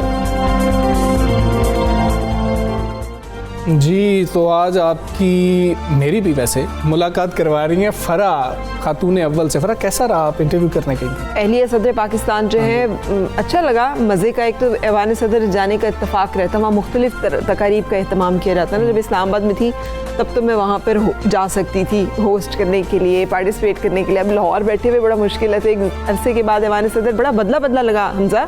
वहाँ पर उन्होंने बहुत सारे ऐसे प्लांट्स, ऐसी चीज़ें लगाई हैं जिससे लगता है कि मकीन जो है वो कुछ साहिब ज़ौक़ या कोई फ़र्क लोग। हाँ, इससे बड़ा फ़र्क पड़ता है कि जो शख्स वहाँ पे रहते हैं या जो अशख़ास वहाँ पे रहते हैं, उनका ज़ौक़, उनका सलीका, उनकी शख्सियत जो है वो झलकती है फिर मुख्तलिफ चीज़ें। कैसा ज़ौक़ है, कैसा सलीका है, कैसी गुफ्तगू रही है, वो हम आपको दिखाते हैं। अस्सलाम वालेकुम। शहर इक़्तिदार में एक बहुत खूबसूरत इमारत है, एक ऐसी इमारत जिसमें मकीन होना शायद बहुत सारे लोगों की ख्वाहिश होती है, लेकिन जिन लोगों को नसीब होती है वो बहुत ना सिर्फ ये कि पाकिस्तान की सियासत पे असरअंदाज होते हैं, बल्कि उसके साथ साथ पाकिस्तान की आवाम से बहुत जुड़े होते हैं। अभी पिछले दिन हमने देखा कि ब्रेस्ट कैंसर के बारे में कैंपेन करने की बात आई, तो वहाँ पर हमें बहुत मुतहर्रिक नज़र आई। हमने देखा पीपल विद स्पेशल एबिलिटीज़ की बात हो, वहाँ पर हमें बहुत मुतहर्रिक नज़र आई। और बहुत सारे और ऐसे जगह हों जहाँ पर हम प्रेसिडेंट ऑफ पाकिस्तान को देखें तो उनके बैकग्राउंड में एक शख्सियत जो हमें हमेशा नज़र आई, बेगम समीना आरिफ अलवी साहिबा। आज हमने कोशिश की कि सुबह सवेरे पाकिस्तान में आप सबको उनसे मिलवाएं और जानें कि वो खातून जो कि बैकग्राउंड में हमें नज़र आती हैं और फिर अब मुल्क की मुख्तलिफ जगहों पर कैंपेन्स में बढ़ चढ़ कर अपना किरदार अदा कर रही हैं, क्या सोचती हैं, क्या महसूस करती हैं। वी आर ऑनर्ड कि आज हमारे साथ हैं अहलिया सदर पाकिस्तान बेगम समीना आरिफ अलवी साहिबा। Thank you very much for giving us time and opportunity. वालेकुम अस्सलाम। बेगम साहिबा ये बताइएगा, पहले तो आपने बहुत, मैंने देखा एक्टिवली कैंपेन किया ब्रेस्ट कैंसर के लिए, शौकत खानम भी गई, अदरवाइज़ भी लिट भी किया गया पूरी बिल्डिंग को पिंक कलर में। सो आप कैसा समझती हैं इस आगाही मुहिम को और इस तरह की कैंपेन्स में पार्टिसिपेट करने को? देखिए, जहाँ तक ये सवाल है कि मैं क्यों ब्रेस्ट कैंसर की तरफ गई, क्योंकि औरतों के बहुत सारे मसाइल हैं पाकिस्तान में, तो यही ख्याल होता है कि धीरे धीरे हम सबको उठाना चाहिए। और अगर इस हैसियत पे आदमी आए, कोई आए, तो आपको ज़्यादा इस पर अल्लाह ताला भी आपसे पूछेगा कि आपने क्या किया। तो और दूसरे, मुझे तो सबसे पहले यही ख्याल था कि अल्लाह ताला ने हमें इतना बड़ा मुकाम दिया कि बहुत अल्लाह का शुक्र अदा करना चाहिए, और फिर सवाल जवाब भी हमसे ही होंगे कि आपने क्या किया। तो मुझे ये ख्याल था कि औरतों के हुकूक़ के लिए कहीं ना कहीं शुरू करना चाहिए। तो ये जब मैं यहाँ आई तो मैंने देखा कि ब्रेस्ट कैंसर जो है औरतों के लिए समझिए अवेयरनेस नहीं है, उसकी वजह से 98% डेथ रेट है और ये बहुत ज़्यादा है। तो इसको हमने पहले संभाला कि ये इसके ऊपर कुछ कोशिश करें। शुरू में नहीं इतना ज़्यादा मैं भी समझ पाई। काम तो मैं शुरू से अपनी ज़िंदगी में वॉलंटियर वर्क करती रही हूँ, चैरिटी का, स्कूल्स, एजुकेशन, और इसके लिए करती रही। तो मुझे हमेशा से इस बात का ख्याल था और ये रहता था भी और अभी भी ये कि हमें जो कम हैसियत वाले लोग हैं उनके लिए ज़्यादा हमें करना चाहिए। यकीनी तौर पर इस तरह की जब आप पार्टिसिपेट करती हैं, जब आप किसी मसले को हाईलाइट करती हैं तो उसका ज़्यादा इम्पैक्ट होता है और आई होप कि इससे शऊर भी ज़्यादा फैलेगा। इसी तरह से ये महीना जो है पीपल विद स्पेशल एबिलिटीज़ का है और हमारे मुल्क में बदकिस्मती से इसके बारे में भी मिथ्स बहुत ज़्यादा हैं बेगम साहिबा। बहुत ज़्यादा है। देखिए ये भी एक बहुत बड़ा टॉपिक है कि हमें पर्सन से डिसेबिलिटी पे काम करना चाहिए, क्योंकि सारे मुल्क में लॉज तो बहुत सारे हैं भी और थे भी और लोग करते रहे। ये मैं नहीं कहूँगी कि मैंने ही शुरू किया, लोग करते भी रहे हैं और बहुत NGOs हैं और बहुत गवर्नमेंट के लेवल पे बहुत काम हो भी रहा है। मगर मेरे ख्याल में इसको थोड़ी सी और अहमियत देने की ज़रूरत है, क्योंकि यहाँ पे हमारे यहाँ मुझे सबसे बहुत बेसिक चीज़ है मगर इनको बाहर निकालना ज़रूर चाहिए, इंक्लूसिव करना चाहिए। हाँ, ये हमारी तरह के इंसान हैं, बच्चे हैं, बहनें हैं, तो इनको हम अपने में शामिल करना चाहिए ताकि जो भी काम हो ये हमारे साथ मिलजुल कर करें। और अगर जितना पीछे रखेंगे तो वो बेचारे उतने ही ज़्यादा बैकग्राउंड में चले जाते हैं। तो इसीलिए हमने ये सोचा कि हम इनको सबसे पहले एजुकेशन में इंक्लूसिव करना चाहिए। बहुत सारी ऐसी चीज़ें हैं जिसमें ये आ सकते हैं। अगर आप देखिए अगर इंटेलेक्चुअली थोड़ा सा प्रॉब्लम है मगर अगर व्हील चेयर पे हैं तो ये आम स्कूल्स में जा सकते हैं। और मैंने यहाँ गवर्नमेंट स्कूल्स में जाके देखा भी एक दो में और मुझे बड़ी खुशी हुई कि वो व्हील चेयर पे वो बच्चे पढ़ रहे हैं वहाँ पर। तो इस तरह बहुत सारी के जैसे हम अब कोशिश में हैं कि हेयरिंग इम्पेयर्ड जो सुन नहीं सकते हैं या देख नहीं सकते हैं उनके लिए ऐसी टीचर्स ट्रेनिंग होना चाहिए जो आम स्कूल्स हैं उसमें वो बच्चे जाएं, क्योंकि अगर अलग स्कूल में रखें तो आप उनको दुनिया से बिल्कुल अलग कर रहे हैं। बिल्कुल, वो और हर चीज़ से महरूम हो जाएंगे। तो इस पे हम बहुत ज़्यादा काम कर रहे हैं। सही।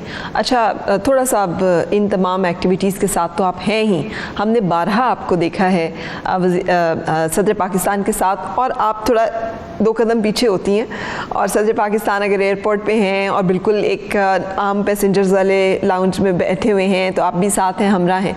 ये थोड़ा सा बताइएगा, ज़िंदगी में बैकग्राउंड में रहना आपने ख़ुद पसंद किया, आपने चाहा कि जैसे हर कामयाब मर्द के पीछे एक औरत का हाथ होता है?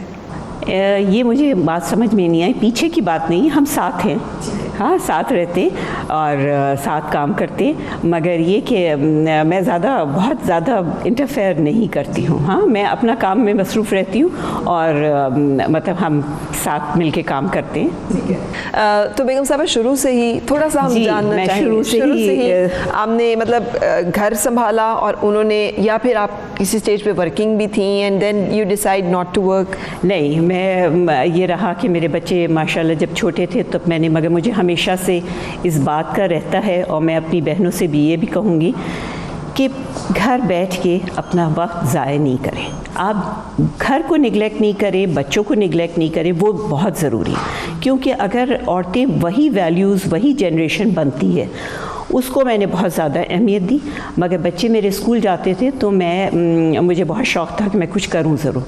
तो हमारी डेंटल क्लिनिक थी, उसको मैं संभालती हूँ। उसको मैं शुरू से जब से बच्चे छोटे थे जब से करती रही, उसको मैनेज करती थी। और जब यहाँ आई हूँ तो मैंने छोड़ा है, नहीं तो वो सुबह मेरा यही रूटीन होता है कि मैं सुबह होता था कि मैं 10-11 बजे चली जाती थी ऑफ़िस और 2:30-3 बजे वापस आती थी। यही बात बेगम साहबा, मतलब आप जैसे लोग बहुत मोटिवेटेड जो खुद रहे हैं और सोर्स ऑफ इंस्पिरेशन है बहुत सारी पाकिस्तानी ख़वातीन के लिए कि जिस तरह से आपने अपना रोल निभाया है एज़ मदर, भी बताइएगा कि ये एक रोल जो है ये माशाल्लाह से मेरे 4 बच्चे हैं हमारे, एक बेटा और 3 बेटियां, माशाल्लाह चारों डेंटिस्ट हैं। अच्छा जी। और माशाल्लाह से चारों बहुत अच्छे पढ़ने में सब कुछ। तो इस पे अल्लाह का शुक्र है कि अपने अपने घरों में खुश हैं और बहुत बड़ी ये बात है। मैं इसके ऊपर तो बहुत खुश होती हूँ कि अल्लाह ताला ने बहुत करम किया है। अच्छा, ये क्रेडिट आप खुद को देती हैं या नहीं, दोनों पे? अच्छा, दोनों में। मैं टाइम बहुत देती थी क्योंकि प्रेसिडेंट साहब का हमेशा से ये रहा कि वो क्लिनिक पे और फिर पॉलिटिक्स में हमेशा से इन्वॉल्व थे, कॉलेज के ज़माने से इन्वॉल्व, तो उसकी वजह से मुझे बच्चों के लिए मुझे टाइम देना पड़ता था। तो ख़ास तौर से बेटे के लिए बहुत ज़्यादा मैंने टाइम दिया, बच्चों को पढ़ाया बहुत ज़्यादा। ये तो एक आम औरतों का काम होता ही है और मेरा ख्याल करने में कोई मजाका भी नहीं है। अच्छी बात है कि आपको, अब मैं जैसे देखती हूँ कि ट्यूशन का बहुत कॉन्सेप्ट है, मैंने कभी अपने बच्चों को ट्यूशन नहीं कराई।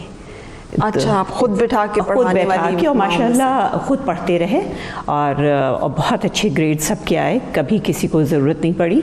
तो इस तरह से अल्लाह का लाख बहुत शुक्र है कि ये हमने भी टाइम दिया और प्रेसिडेंट साहब ख़ुद भी बहुत बच्चों में इन्वॉल्व हमेशा से रहे जी। हमारी एक रूटीन का, ज़िंदगी का रूटीन था कि हम साल में एक दफ़ा बच्चों के साथ 1 महीने के लिए छुट्टियों पे ज़रूर जाते थे। उसमें हमारा ये एक प्रोजेक्ट होता था कि हम बच्चों को टाइम दें, उनको जिस चीज़ की कमी है उसको पूरा करने की कोशिश करें, फिर उस पे टाइम दें। तो एक हम प्रोजेक्ट लेकर चलते रहे हमेशा, अल्लाह का शुक्र है जी। अच्छा, जैसे आपने बताया कि प्रेसिडेंट साहब, सदर जनाब आरिफ अलवी साहब हमेशा से सियासत में मुतहरिक भी रहे, एक्टिव भी रहे। आपकी भी दिलचस्पी थी सियासत में? नहीं, बिल्कुल नहीं, बिल्कुल नहीं थी। मैं तो बिल्कुल सियासत से कोई मेरा नहीं ताल्लुक़ था और मुझे कोई ख़ास इंटरेस्ट भी नहीं था, मगर ये ज़रूर रहा कि मैं चैरिटी के काम में मुझे हमेशा से रहा। मैं तो हमेशा प्रेसिडेंट साहब से ये कहती रही कि मेरे ख्याल पॉलिटिक्स छोड़ के आप एजुकेशन पे काम करें, क्योंकि एजुकेशन की हमारे मुल्क में बहुत ज़्यादा कमी है और बहुत सहूलियात भी अच्छी नहीं हैं। तो मेरा हमेशा यही रहा, मगर वो कॉलेज के ज़माने से इन्वॉल्व थे और इनकी फैमिली में इनके फादर सब पॉलिटिक्स में, मदर सब पॉलिटिक्स में थे। तो खैर धीरे धीरे जब ये पहली दफ़ा 2013 में MNA बने, उसके बाद से मेरे बच्चों की शादियाँ हो गई थी, तो मैं फुल टाइम फिर कॉन्स्टिट्यूंसी को संभाला। अच्छा, सो आपने ना भी सियासत में होते हुए भी आपने सब काम? मैं सियासत ऐसा तकरीरें मैं नहीं बिल्कुल करती, जैसे टीवी में मैंने अब आना शुरू किया, मैं बिल्कुल भी नहीं आई। और वो भी अभी किसी मकसद के लिए सिर्फ मैं कोशिश करती हूँ कि आऊँ, कि अगर मेरी वजह से जाकर कोई एक चीज़ पे भी फ़र्क पड़े तो मैं जाने के लिए तैयार हूँ।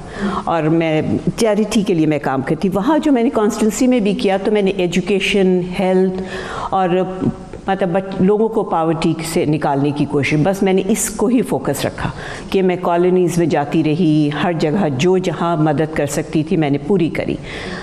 पता नहीं, मैंने अपने दोस्तों के साथ मिल के हज़ारों यूनिफॉर्म्स दिए, बहुत अल्लाह का शुक्र है काफ़ी काम किया इस चैरिटी के हवाले से। बिल्कुल सही। बेगम साहबा, हर गुजरते दिन के साथ उन ख़वातीन की तादाद में इजाफा हो रहा है जो कि अब काम करती हैं, वर्किंग वुमेन। आपकी ज़िंदगी, जैसे मैंने पहले भी कहा, वेरी इंस्पिरेशनल। आपने, जैसे मैंने कहा कि हर कामयाब शख्स के, चूँकि मुहावरा इसी तरह, हर कामयाब शख्स के पीछे एक औरत का हाथ होता है, मगर हर कामयाब शख्स के साथ एक औरत का हाथ होता है। Please advice, give a tip कि आप क्या समझते हैं? ज़रूर करें, और मैं बिल्कुल इसके ख़िलाफ़ नहीं हूँ कि औरतें पढ़ें नहीं, काम करें, क्योंकि मेरी अपनी बेटियाँ भी डॉक्टर हैं। मगर मुझे हमेशा ये बात का रहा और मैंने बेटियों से अपने यही कहा कि आप घर को टाइम ज़रूर दो। हाँ, बच्चे निगलेक्ट होंगे तो आप पॉलिटिक्स करोगी तो पहले आप जनरेशन तो बनाने जा रही हो, आप वही निगलेक्ट करोगी, वही ख़राब नहीं होगी तो आगे जनरेशन कैसे सही बनेगी। चूँकि माशाल्लाह आपने 4 बच्चों को डॉक्टर बनाया, जो हर माँ की ख्वाहिश होती है। सो क्या आप सख्तगीर माँ थी, कोई बहुत डिसिप्लिन करने वाली, कोई बहुत डंडा हाथ में रखने वाली? डंडा तो नहीं, मगर हाँ डिसिप्लिन तो बहुत करा मैंने, बिल्कुल। क्योंकि जैसे मेरा बेटा है, मैं आज तक याद करती हूँ, एक ही बेटा है, तो मुझे बड़ी फ़िक्र होती थी कि वो एक रात को अगर वो देर से आए तो मैं बिल्कुल इजाज़त नहीं थी। और एक उनके दोस्त थे, मैं उनको ज़्यादातर इनकरेज करती थी कि तुम अपने दोस्तों को घर ले आओ। बेटियों को भी मैंने हमेशा ये इनकरेज किया कि तुम घर सबको बुला लो, मैं सबको एंटरटेन करने के लिए तैयार हूँ, आप दिन रात रहो, मैं घर पे होंगी। क्योंकि मुझे ये फ़िक्र होती थी कि मेरी बेटियाँ या बेटा जाए, पता नहीं उनके यहाँ कोई घर पे हो देखने वाला या नहीं। मैंने हमेशा अपने वेलकम किया कि आओ खेलो, क्रिकेट खेलो, जो मर्जी आए करो। मुझे किसी चीज़ की कभी फ़िक्र नहीं हुई कि घर ख़राब होगा या कुछ होगा, क्योंकि ये सब बड़ी छोटी सी चीज़ें हैं। आपकी ये पर्सनैलिटी बनना और ये ख़राब हो जाना बहुत ही एक छोटी सी निगलेक्ट होने की वजह से, एक छोटा सा टाइम ना देने से बहुत बड़ा नुकसान हो जाता है। सुबह सवेरे पाकिस्तान, सुबह सवेरे पाकिस्तान। जैसे आपने बताया कि आपने इतनी अहम जिम्मेदारी निभाई, आपने घर संभाला, आपने बच्चों की तरबियत की। बेगम साहब, बाज़ औक़ात ख़वातीन इस मामले पे फ्रस्ट्रेशन में मुब्तला हो जाती हैं कि हम तो वो कर नहीं पा रहे जो हम में पोटेंशियल है, और मे बी हमें अंडरमाइन या हम अब घर में रह रहे हैं, महदूद रहना पड़ रहा है हमें, और शायद ही हम अपनी सलाहियतों का मुकम्मल इस्तेमाल नहीं कर पा रहे। क्या आपने भी कभी ऐसा महसूस किया? एक तरह से ये कि मुझे प्रेसिडेंट साहब की सपोर्ट बहुत रही हमेशा। वो हमेशा हर चीज़ को मुझे इनकरेज किया कि जो मुझे करने का हुआ उसको उन्होंने कभी ये नहीं किया कि नहीं आप घर में रहो या कुछ। तो ये मुझे बहुत सपोर्ट रही, और मेरा ख्याल देना चाहिए इस चीज़ से। अगर औरतों को कोई इतनी अच्छी पर्सनालिटी हो या कुछ कर सकती हूँ तो उनको पीछे नहीं करना चाहिए। हाँ, आप टाइम दे के हमारी बहनें थोड़ी समझदारी से अगर चलें तो मेरा ख्याल हर चीज़ साथ चलेगी। मैं अपनी बेटियों को भी यही कहती हूँ, देखो हर काम होता है मगर समझदारी और तरीके से हैंडल करना पड़ता है घर को, तो इंशाल्लाह मुझे लगता है कि फिर सब काम हो सकता है। बिल्कुल सही। अच्छा, जगलिंग बिटवीन रोल्स कितना मुश्किल लगा आपको? एक बहुत एक्टिव हस्बैंड की वाइफ होना, एक माशाल्लाह से 4 बच्चों को तरबियत करना और घर की पूरी जिम्मेदारी लेना, role between mother and wife, and then obviously daughter in law as well, and बाकी जो आपने चैरिटी की रिस्पॉन्सिबिलिटीज़ भी ली और उनको भी थोड़ा सा मेरे ख्याल समझदारी के साथ अगर हैंडल करें तो अल्लाह का शुक्र है सब कुछ हो जाता है। आप अगर सब कुछ सब्र से, मेरे ख्याल सब्र अल्लाह ताला ने मुझे बहुत दिया है कि मैं बहुत सुकून से करती हूँ। मुझे किसी चीज़ की परेशानी या मैं बहुत हाइपर नहीं हो जाती हूँ, तो मेरे ख्याल शायद इसकी वजह से संभाल लिया। तो आप कभी घबराई, कभी आपने रोका हो? रोका इसलिए नहीं कि मुझे मालूम था कि ये पॉलिटिक्स से रुक नहीं सकते, क्योंकि इनके घर में भी कॉलेज में जब थे तो फायरिंग से इनकी हाथ में बुलेट लगी है, अभी भी मौजूद है। तो मुझे ये लगता था कि मेरा ख्याल रोकना अक्लमंदी नहीं है। मेरी कुछ दोस्तें थी जो मुझसे बहुत होता था कि तुम सारा वक्त यही एंटरटेन करती, क्योंकि जाहिर है पॉलिटिक्स में एक चीज़ नहीं होती, फिर आपके यहाँ सारे लोग आते हैं, आपको भी टाइम देना पड़ता है। मगर मैं जब बच्चे मेरे छोटे थे तो मैं बिल्कुल पॉलिटिक्स में नहीं रही। मैं बस ये ज़रूर था कि खान साहब जब आते थे तो हमारे यहीं होते थे, तो वो सारे प्रोग्राम्स होते थे, मैं सब कुछ करती थी, मगर मैं पॉलिटिक्स में कभी नहीं गई। ठीक है। और आपने कभी अपने राय और मशवरे भी उसमें नहीं, वो हम बात करते थे तो वो होती थी, उसमें तो कोई ऐसा मसला नहीं था, मगर एक्टिवली मैं कभी इन्वॉल्व नहीं हुई। अच्छा, एक और जो चीज़ बहुत एविडेंट है उनकी पर्सनालिटी में, वो उनका बहुत ज़्यादा रुझान है जो वो कोट करते हैं कुरान पाक को बड़ी सनत के साथ, सेहत के साथ, विच इज़ नॉट कॉमन। लोगों को तो सही से एक सूरत, एक आयत नहीं पढ़ने आती, तो वो पढ़ते भी बहुत ज़्यादा है हमेशा से, और याद भी उनको बहुत रहता है। ये मैं अपने ऊपर होता है कि मुझे तो कल की बात आज नहीं याद रहती, मगर माशाल्लाह वो बहुत उनको याद रहता है। और उन्होंने तो पूरा अरबिक कोर्स भी किया हुआ है, तो अरबिक समझते भी हैं वो ना, तो उस तरह वो पढ़ते बहुत ज़्यादा है। जी, आपके सामने है कि आजकल बेगम साहबा बदकिस्मती से रेप और बच्चों के साथ जो के वाक़यात तो बहुत ज़्यादा रिपोर्ट हो रहे हैं। आप, आई एम श्योर आप भी उसको बहुत सेंसिटिवली देखती भी होंगी और महसूस भी करती होंगी। उसके बारे में आप क्या समझती हैं? इस पे हमें बहुत ज़रूरी है काम करना चाहिए, और कोशिश करूँगी कि मैं इस पे भी कुछ करूँ, और इसमें सख्त सज़ाएँ देनी चाहिए। कुछ ना कुछ, जब तक मेरे ख्याल सख्त सज़ाएँ नहीं होंगी तो ये मामला ठहरेगा नहीं। ये सारी दुनिया में होता है, मगर सख्त सज़ाएँ देने की वजह से कंट्रोल में रहता है। और बहुत ज़्यादती है, बहुत ज़्यादती है। इसको अल्लाह ताला हम लोग को हिम्मत दे कि इस पे बहुत काम करें और करना भी चाहिए। बिल्कुल सही। अच्छा, आपने प्रेसिडेंट साहब के साथ बहुत बैरून मुल्क दौरे किए हैं, सबसे कोई यादगार तरीन ऐसा विज़िट जो पर्सनल हो सकता है, ऑफिशियल हो सकता है, क्या आप देखने वालों के साथ शेयर करेंगे? हम बाहर तो बहुत ज़्यादा गए हैं, मगर जो सबसे खूबसूरत और बहुत ही मैं हमेशा याद करके मुझे खुशी होती है कि अभी जब हम उम्रा करने गए, अल्लाह ताला ने हमें खाने काबा के अंदर गए, तो मेरा ख्याल वो मैं कभी नहीं भूल सकती और मैं कहती हूँ मेरी ज़िंदगी का सबसे अच्छा वो सफ़र था। अच्छा, माशाल्लाह।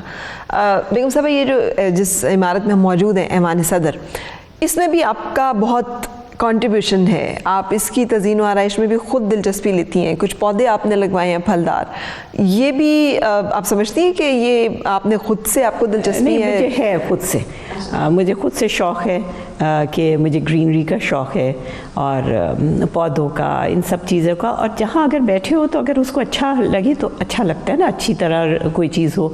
अब अगर मैं यहाँ से जाऊँगी इंशाल्लाह तो फिर दूसरे लोग यही देखेंगे कि ये किस तरह रहती थी, तो कोई ऐसी ज़रूरी नहीं कि आप पैसे ही भरो, बट साफ़ सुथरा होना चाहिए और यही कोशिश रहती है। ठीक है, सो ये हमेशा से आपकी तबीयत में था, सिंगारना, संवारना चीज़ों को और उसमें वो करना। अच्छा, बेगम साहब, तनकीद भी करती हैं आप प्रेसिडेंट साहब के ऊपर? आपको कोई चीज़ ना अच्छी लगी हो? करती तो ज़रूर हूँ।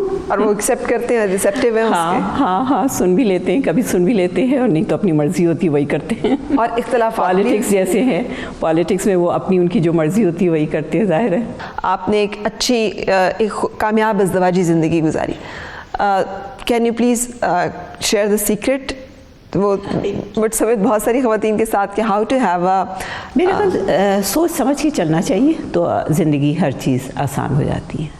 आप सोच समझ के हर चीज़, हर कदम उठाओ, हर देखें, तो मेरे ख्याल में दोनों के साथ, दोनों को मिलकर चलने वाली ज़िंदगी होती है। बेगम साहब, एक वो कहते हैं ना, ख़वातीन की ज़िम्मेदारी है, उन्हें बर्दाश्त करना चाहिए, दोनों की होना चाहिए। मैं अपने भाइयों से भी यही कहूँगी कि वो भी इंसान है, चाहे मर्द हो चाहे औरत, एक दूसरे का ख्याल रखना चाहिए तो ज़िंदगी बहुत अच्छी रहेगी।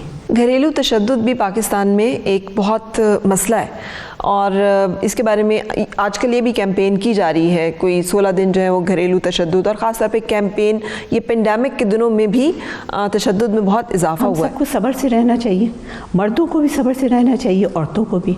तो मेरे ख्याल में ये तशद्दुद और वो दूसरी तरह के तशद्दुद मेरे ख्याल हो रहे हैं ना, मगर ये कि घरों का तो माहौल हम सब पर है, हम सब पे है, मर्द औरत की इसमें बात नहीं, मगर सबको सोच समझ के चलना चाहिए, सब्र से चलना चाहिए। मैं समझती हूँ सब्र बहुत ज़रूरी है।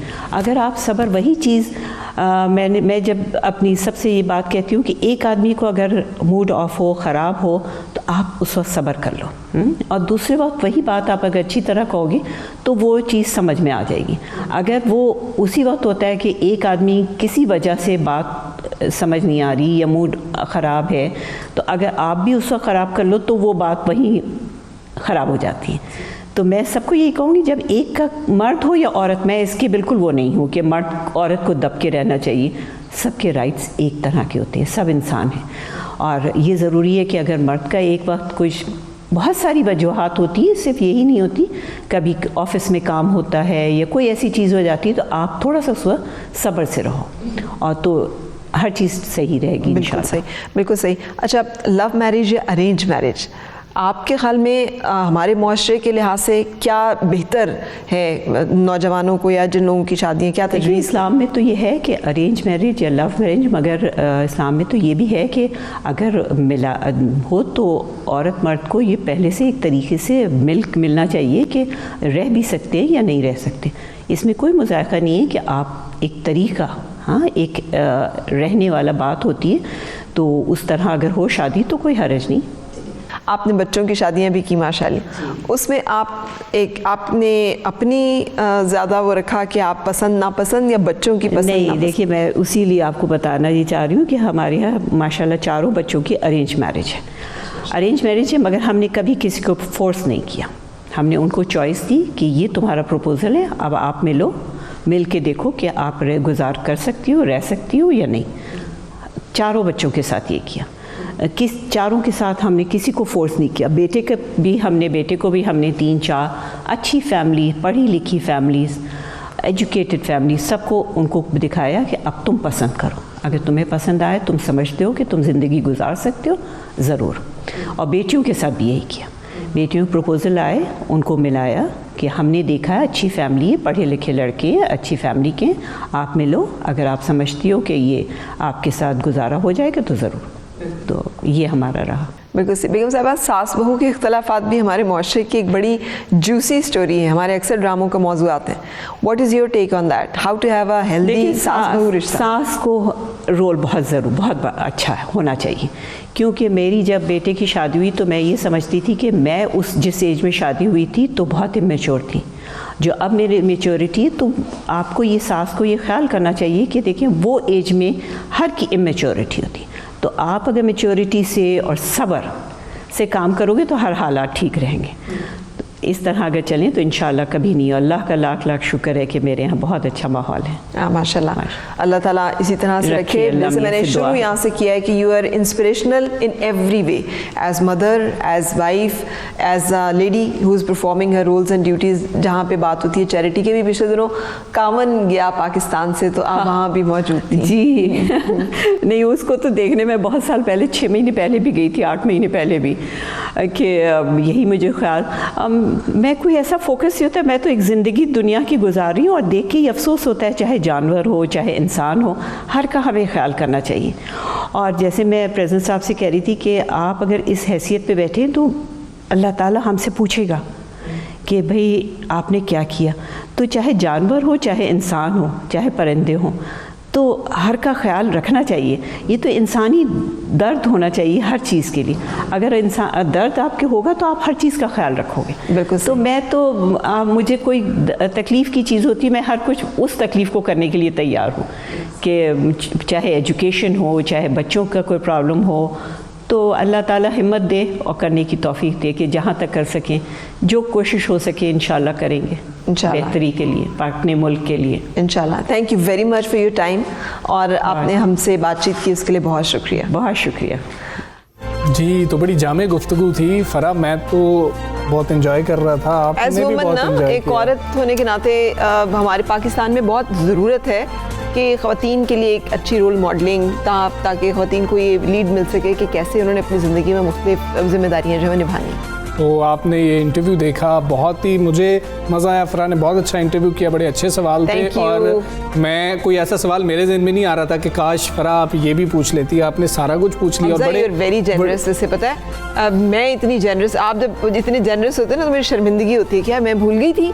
मैंने ये बातें इतनी तारीफें नहीं की थी, मैंने ये बातें ना लिख ली थी ताकि मैं ना भूल जाऊं। तो चलें एक ब्रेक ले लेते हैं। जी, ब्रेक के लिए रुकेंगे फिर।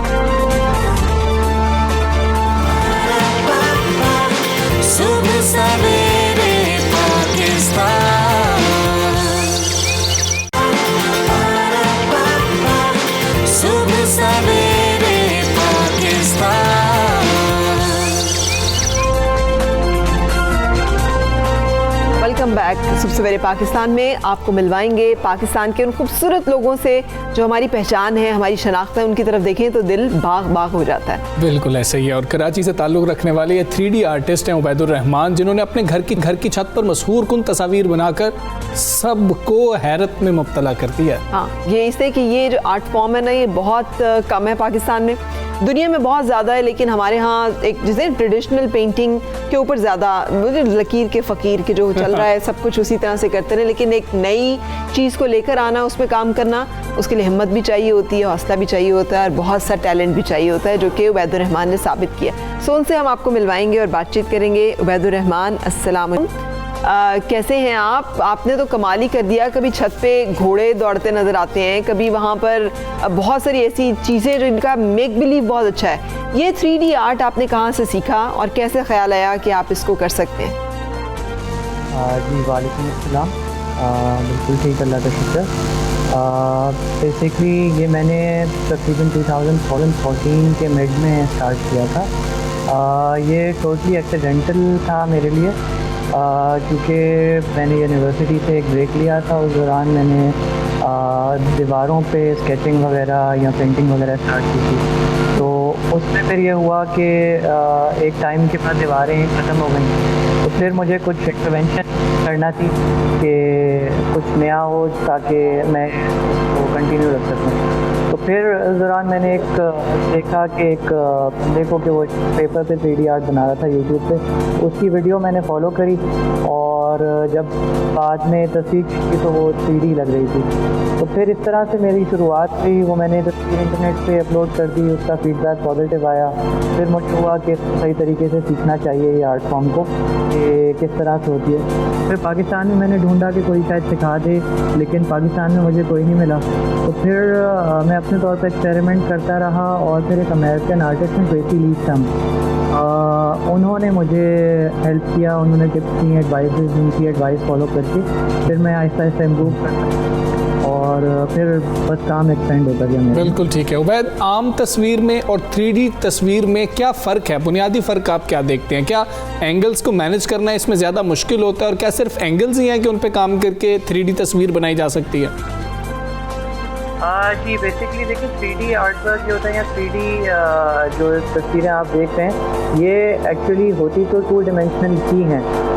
इसमें एक टेक्निक इन्वॉल्व होती है जो कि एनामॉर्फिक पर्सपेक्टिव कहलाता है, जो कि इसको ना एक इल्यूजन या 3 डिमेंशनैलिटी ऐड करता है। तो बेसिकली ये एक डिस्टॉर्टेड सी 2 डिमेंशनल ड्राइंग होती है जिसको कि जब आप एक फिक्स व्यू पॉइंट से देखते हैं with the help of your mobile phone या एक कॉन्वेक्स लेंस के थ्रू ना, तो ये आपको एक इल्यूजन क्रिएट होता हुआ नज़र आता है ना। ठीक है, ठीक है। अच्छा उबैदुर्रहमान, जो आपने बात की उससे मुझे लगा कि हादसाती आर्टिस्ट हैं आप। आपने बताया कि यूनिवर्सिटी में तालीम के दौरान आपने अचानक दीवारें पेंट करना शुरू की, तो ये कहीं अंदर मौजूद था, आर्टिस्ट पता था, और अगर ये ना डिस्कवरी होती तो फिर आप क्या बन रहे थे, तालीम क्या हासिल कर रहे थे?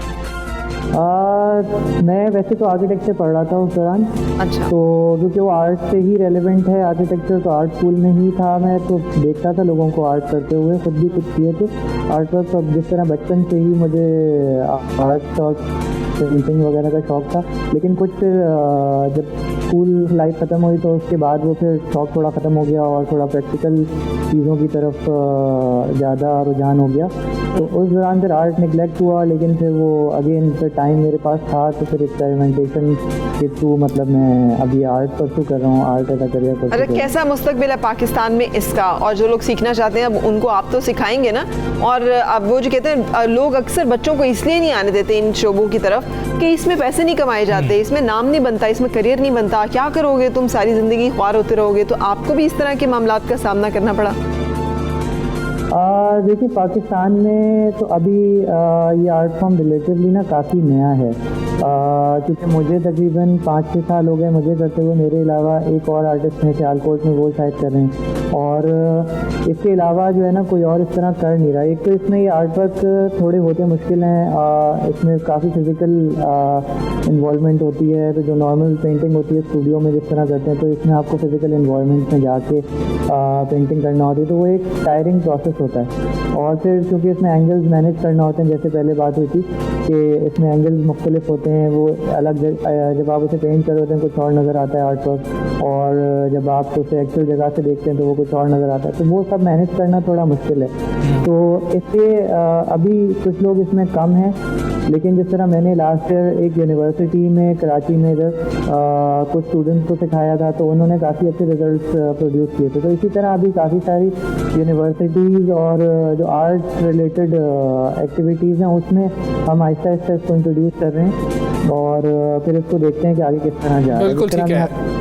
उबैद, ये बताइएगा कि हमारे किसी दोस्त ने उस वक्त कंप्यूटर की डिग्री हासिल की थी ना, तो हम सारे उसको कहते थे कि इसमें विंडोज़ कर दो। इसी तरीके से होता है, आप अब ये करते हैं क्या, दोस्त कहते हैं कि उबैद यार ज़रा आ जाना घर में, वॉल को कर देना, रिश्तेदार बुला लेते हैं कि यार उबैद ज़रा आना तो कुछ यहाँ पर हमारी वॉल पर कुछ कर जाओ। खुश कितना होते हैं जब बुलाते हैं, या अब आप थक जाते हैं कि भाई मैं ये काम नहीं करता?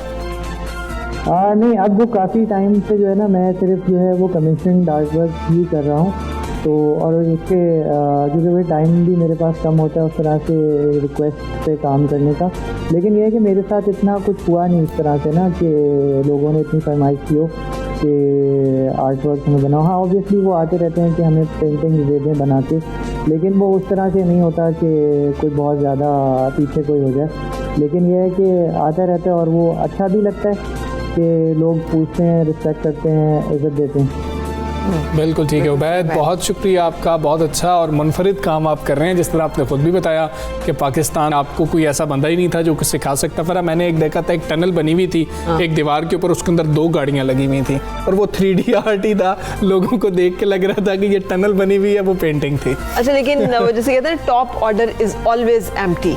सो आपने कोई भी काम करना हो, try to be the best in that. जब कोई एक फील्ड है उसमें नई, इनोवेटिव, डिफरेंट, ये वो तमाम चीज़ें हैं जिसके साथ आप कोई भी फील्ड अपना सकते हैं और उसमें बेहतरीन अपना नाम भी बना सकते हैं और पैसा भी कमा सकते हैं, जो कि हम सबकी अल्टीमेट ख्वाहिश होती है। हम तो पढ़ाई इसलिए हासिल करते हैं कि बच्चा इसमें पैसे कितने कमा तालीम सके। बराए रोजगार। बिल्कुल ऐसे ही। अब कुछ मौसम की बात कर लेते हैं। मगरबी हवाओं का सिस्टम बालाई इलाकों में दाखिल हो चुका है और आज से मुल्क के मुख्तलिफ इलाकों में बारिश और पहाड़ों पर बर्फबारी का इम्कान है। सर्दी बढ़ने वाली है। हाँ, इसका मतलब है दोबारा से हम अपनी गर्म चीज़ें जो है वो निकालें। वैसे पता नहीं, मुझे अब्बू कह रहे थे कि बहुत ज़्यादा 15 दिसंबर के बाद से सर्दी जो है उसका रिकॉर्ड टूटने वाला। मैंने कहा आपको किसने कहा है? तो उन्होंने कहा वो मैंने महकमा मौसमियात से सुना। अब आई डोंट नो कि वो कितना सही है, लेकिन अभी जो हम आपको इन्फॉर्मेशन दे रहे हैं ये है कि पंजाब के वस्ती और जनूबी, जबकि सिंध के शुमाली इजलात में सुबह के वक्त धुंध पड़ेगी और इस्लामाबाद, पोठोहार, कश्मीर, गिलगित बल्तिस्तान, खैबर पख्तूनख्वा, शुमाली बलूचिस्तान में मतलब अब रात रहने के अलावा बारिश और पहाड़ों पर बर्फबारी की तवक्को। और दीगर इलाकों में मौसम सर्द और खुश्क रहेगा। बलूचिस्तान की बात कर लें तो कोयटा, योब, ज़ियारत, चमन, दालबंदीन और कला अब्दुल्ला में बारिश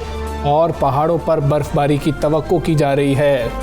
पंजाबियों को भी बता दें फरा कि पंजाब में क्या होने वाला है। चलें जी, पंजाब में पोठोहार रीजन, मियांवाली, सरगोदा, भक्कर और लिया में बारिश की तवक्को है। खैबर पख्तूनख्वा का रुख करते हैं तो वहाँ पे दीर, चित्राल, बुनेर, सवात, मानसहरा, एबटाबाद में हल्की बारिश होगी और पहाड़ों पर हल्की बर्फबारी का इम्कान भी है। पेशावर, कोहाट, बन्नू, करम, वजीरिस्तान और DI खान में भी बारिश मुतवक्के है। सर्दी बढ़ने वाली है जी पूरे मुल्क में। और सबसे ज़्यादा कह रहे हैं कि सर्दी जो है वो पारा चिनार और लीहा में पड़ी, जहाँ पारा -6 डिग्री रिकॉर्ड किया गया। आप -6 में गए कभी? -6 में मैं नहीं गया कभी। मैं गई नहीं -6। आप कैसे चलेंगी फरा वैसे? मैं है ना एग्जैक्टली यही सवाल होना चाहिए कि आप कैसे जी। चले जी, मौसम सर्द हो रहा है, अपना बहुत ज़्यादा ख्याल रखिए। हम दोनों को इजाज़त दीजिए। अल्लाह हाफ़िज़। Have a good day.